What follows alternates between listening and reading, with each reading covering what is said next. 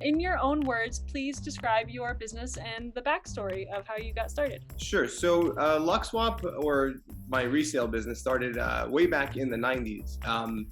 I had a career in retail where I worked at Versace on Fifth Avenue and a bunch of other brands besides that.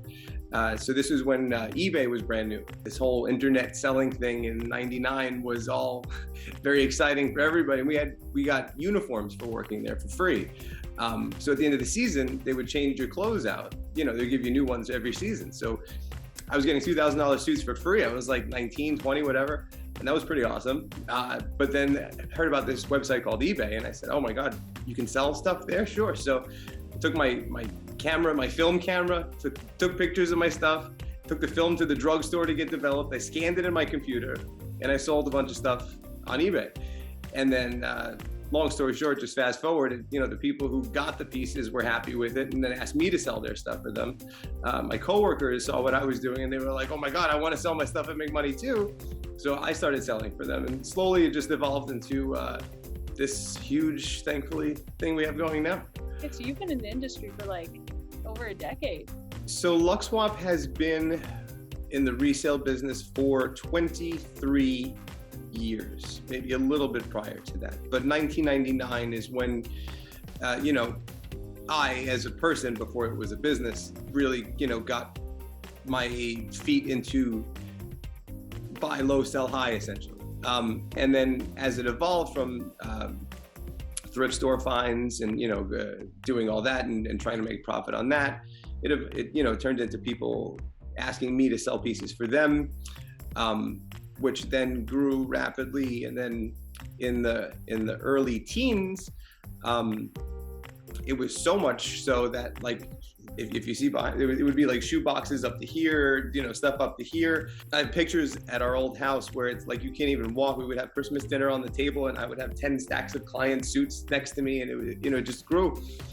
And then, you know, we finally had to say, you know, do I leave my day job, which was in retail, in fashion at Versace, or rather Oscar de la Renta at that time, or do I say, you know, no, and not be an entrepreneur? So we found a great space in Oyster Bay where we actually live.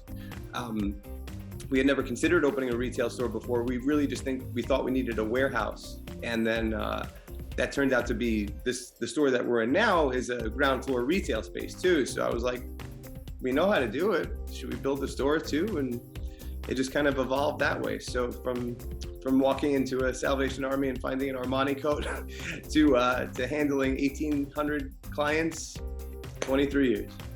Wow. Was that like a really scary decision to like leave the job and like officially like start your own business? Terrifying. It's still terrifying. Yeah, it is. But, you know, I saw a quote the other day on Instagram that said, I would rather work 100 hours a week to work for myself than work 40 hours a week for somebody else. It was like #entrepreneur life or something. Oh, And it's, yeah, it's very scary. I wake up, the first thing I think about is, you know, the first thing I think about is I have 7 employees who rely on me to source merchandise, to sell, to pay their salaries. So, you know, what the F am I going to do today to get that to happen? And then, you know, maybe enough for dinner, that'd be great.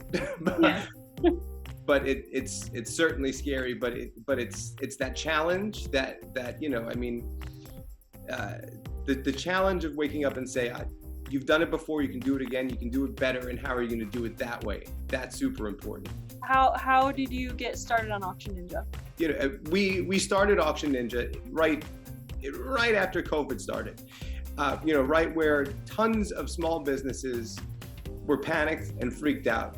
And the difference that made between sink or swim was tremendous. And that was in a time of, you know, uncertainty.